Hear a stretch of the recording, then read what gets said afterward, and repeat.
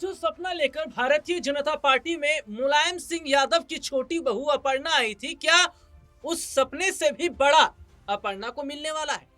अपर्णा यादव ये सोचकर आई थी कि भारतीय जनता पार्टी में उन्हें एक बड़ा पद मिलेगा।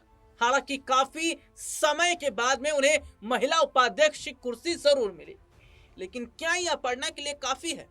और आखिरकार क्यों ये चर्चा अचानक से चलने लग गई कि उत्तर प्रदेश में दो नहीं, तीन डिप्टी सीएम होंगे, क्योंकि दो तो पहले से मौजूद है। तो वो तीसरा डिप्टी सीएम कौन है?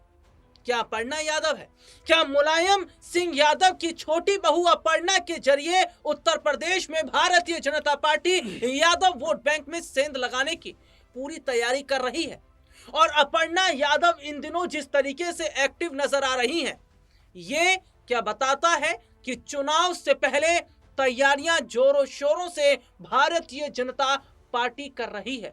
आज इसी मुद्दे पर हम बात करेंगे और बातचीत करने के लिए हमारे साथ हमारे खास सहयोगी अमन सर इस वक्त हमारे साथ मौजूद है। सर बहुत बहुत स्वागत है इस प्रोग्राम में आपका। सर, मुलायम सिंह यादव की छोटी बहू अपर्णा यादव, जिन्हें समाजवादी पार्टी में कुछ नहीं मिल पाया, हालांकि वो बात अलग है कि समाजवादी पार्टी की तरफ से वो चुनाव जरूर लड़ी थी, लेकिन उसके बाद हम क्या देखते हैं कि समाजवादी पार्टी में रोल अपर्णा का बहुत कम हो गया, ना के बराबर हो गया, और फिर उन्होंने पार्टी का साथ छोड़ा, बीजेपी की तरफ आई हैं। और काफी समय से ये चर्चा भी चलती रही है कि क्या अपर्णा चुनाव लड़ेंगी तो किस सीट से लड़ेंगी, आगे क्या रोल बीजेपी का रहेगा। और भारतीय जनता पार्टी सर महिलाओं पर थोड़ा सा फोकस कर रही है, क्योंकि दिल्ली का जो चुनाव बीजेपी जीती उसमें महिला चेहरा इन्होंने रेखा गुप्ता के तौर पर जो कि उन्हें सीएम पद की जिम्मेदारी दी है। ये माना जा रहा है कि आने वाले वक्त में और महिलाओं को आगे बढ़ाने के लिए सरकार कदम उठा सकती है। तो सर, क्या लग रहा है आपको कि अपर्णा यादव वो चेहरा हो सकती है जो तीसरे डिप्टी सीएम की तलाश की जा रही है? देखिए राहुल जी, उत्तर प्रदेश की आप बात कर रहे हैं, जाहिर बात है कि अब चुनावों का दौर कहने का उत्तर प्रदेश में भी शुरू होने वाला है। आप देखेंगे कि अगले साल चुनाव है, उससे पहले अब तमाम रणनीतियां बनती हुई, बिगड़ती हुई, तमाम समीकरण सत्ते हुए और तमाम चेहरे कहीं ना कहीं उभरते हुए दिखाई पड़ सकते हैं। ऐसे में जो जिक्र आप कर रहे हैं कि उत्तर प्रदेश में क्या सत्ता में कोई बड़ा परिवर्तन यहाँ पर देखने को मिल सकता, सत्ता में क्या कोई नए चेहरे की एंट्री यहाँ पर होती हुई दिखाई पड़ सकती है, क्योंकि कई रिपोर्ट्स में ये कहा जा रहा है कि उत्तर प्रदेश में खरमास के बाद यानी कि जिस तरह मकर संक्रांति के बाद में हो सकता है कि कोई बड़ा परिवर्तन, कोई बड़ा चेहरा अब यहाँ योगी सरकार के अंदर शामिल होता हुआ दिखाई पड़े। और जो नाम भी आपने लिया कि क्या तीसरा अगर उप मुख्यमंत्री उत्तर प्रदेश में बनता है, क्योंकि मंत्रिमंडल का विस्तार होना है, 6 मंत्री बनाए जाने हैं और इन 6 मंत्रियों में क्या अपर्णा का नाम भी सामने आ सकता है, और मंत्री बनाए जाने के साथ ही क्या उनको उप मुख्यमंत्री के तौर पर भी बनाया जा सकता है, देखा जा सकता है। इस बात को लेकर चर्चाएं अब उत्तर प्रदेश में आम होती हुई दिखाई पड़ रही, क्योंकि शुरुआत में आपने कहा कि मुलायम परिवार की छोटी बहू, यानी कि आप देखेंगे सपा कुनबे से निकलकर वो बीजेपी में जाकर शामिल हो जाती हैं, और जब से बीजेपी में शामिल हुई हैं अभी तक ऐसा लगता है कि उनके ऊपर बीजेपी ने कोई बड़ा विशेष ध्यान नहीं दिया। भले ही महिला आयोग में उनको उपाध्यक्ष बना दिया गया हो उत्तर प्रदेश में, लेकिन उसके बावजूद भी कोई बड़ा अचीवमेंट उनके नाम पे नजर नहीं आता। लेकिन अब जिस तरह से उनकी बयानबाजी खुलकर सामने आ रही है, आपने देखा केजीएमयू के मुद्दे में जिस तरह रमीज का नाम सामने आता है, धर्मांतरण का मुद्दा सामने आता है, जब जिहाद का मामला सामने आता है, उसमें वो खुलकर बोलती हुई दिखाई पड़ती है कि ऐसे लोगों को धूल में मिला दिया जाएगा।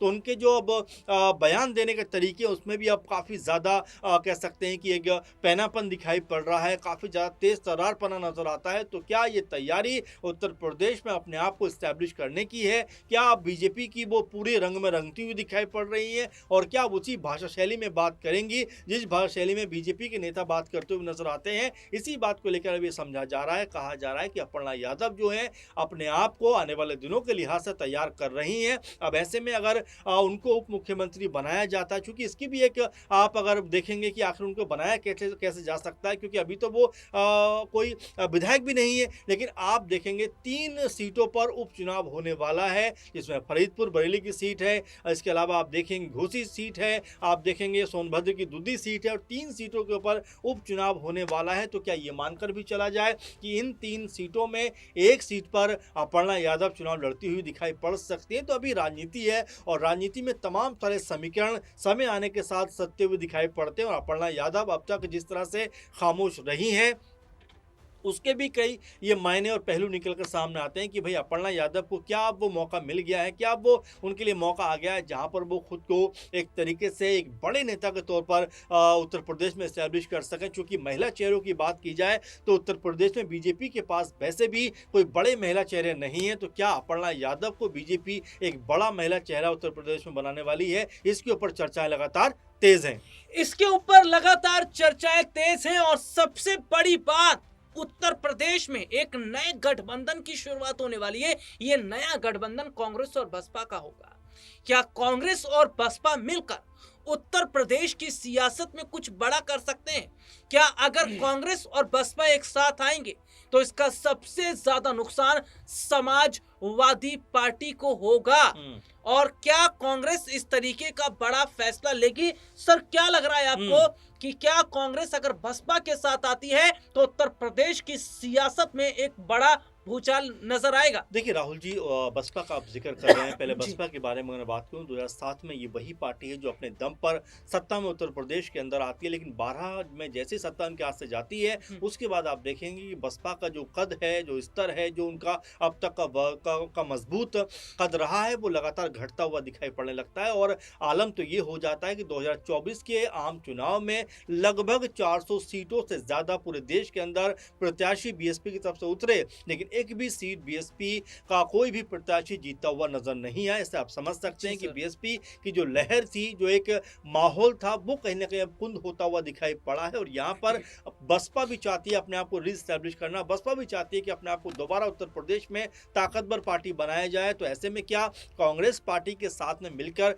कोई गठबंधन बन सकता है क्या? क्योंकि कांग्रेस पार्टी भी सपा के साए में कहीं ना कहीं चलने को मजबूर दिखाई पड़ती है उत्तर प्रदेश में। उसको भी पता है कि सपा के साथ अगर गए तो बहुत ज़्यादा सीटें नहीं मिलने वाली हैं, बहुत ज़्यादा मौका उसको नहीं मिलने वाला है। और यही वजह है एक जो राजनीतिक कह सकता है कि जो पहलू है वो ये भी है कि क्या कांग्रेस पार्टी यहाँ पर बसपा के साथ जाकर अपनी सीटों को बचाती हुई दिखाई पड़ सकती है, क्योंकि उनके पास 6 लोकसभा की सीटें इस समय हैं। तो ऐसे में अगर 6 सीटों के साथ में अगर हम जाएं तो लगभग हर लोकसभा क्षेत्र में 4 से 5 विधानसभा होती है, तो 25 से 30 की जो सीटों की जीतने की उम्मीद है कांग्रेस पार्टी कर सकती है और इस तरह से उत्तर प्रदेश में खुद को मजबूत कर सकती है। लेकिन क्या ये इतना आसान होने वाला है और क्या कांग्रेस पार्टी वाकई में सपा का साथ छोड़कर बीएसपी के साथ जा सकती है? चूंकि इसकी एक बानगी इसलिए भी नजर आती है कि कांग्रेस पार्टी के जो नेता हैं अविनाश पांडे, वो ये बात कहते हैं कि भाई बहन जी अगर हमारे साथ आ जाए तो हम उत्तर प्रदेश में एक बड़ा सत्ता परिवर्तन कर सकते हैं। क्योंकि सबको पता है कि मायावती जी के पास में अभी भी 20 से 22% जो दलित वोट है वो है, इसके अलावा मुस्लिम वोट बैंक भी उनके साथ में है। तो 25-30% अगर ये वोट बैंक एक तरफ हो जाता है, कांग्रेस पार्टी 8 से 10% वोट ले आती है, तो 40% के आसपास उत्तर प्रदेश में अगर ये गठबंधन अगर बनता और हासिल कर लेता है तो वाकई में सत्ता परिवर्तन होता हुआ दिखाई पड़ सकता है। लेकिन उसके लिए क्या वाकई में इस गठबंधन के लिए क्या दोनों दल तैयार होंगे? और अगर तैयार होते हैं तो आप यकीन मानिए सपा के लिए जितनी मुश्किल बढ़ेगी उतनी मुश्किल बीजेपी के लिए भी बढ़ती हुई दिखाई पड़ेगी। जी, बहुत बहुत शुक्रिया सर आपका। और ये अब देखना होगा कि क्या उत्तर प्रदेश में ये जो 2 पार्टियों के गठबंधन की बात हो रही, क्या ये 2 पार्टियां यूपी की सियासत को बदलने का काम करेंगी? और एक सवाल ये भी रहेगा कि अगर अपर्णा को डिप्टी सीएम बना दिया जाता है तो जो फैसला सोच रही है भारतीय जनता पार्टी, या जिस तरीके से डिप्टी सीएम की चर्चा हो रही है, अभी फाइनल नहीं है कि अपर्णा को बनाया जा सकता है, हो सकता है जातिवाद कार्ड भी खेल दे। तो जो स्थिति इस वक्त नजर आ रही है, क्योंकि बीजेपी इस वक्त जातिवाद कार्ड पर बहुत ज्यादा फोकस कर रही है, यही वजह है कि नितिन नवीन को बीजेपी का राष्ट्रीय कार्यकारी अध्यक्ष बनाया गया। तो जो जातिवाद कार्ड बीजेपी खेलेगी वो उत्तर प्रदेश में कितना सफल रहेगा, इन तमाम मुद्दों पर आगे बात करेंगे। फिलहाल इस प्रोग्राम में इतना ही। मुझे और सर को इजाजत दीजिए। नमस्कार।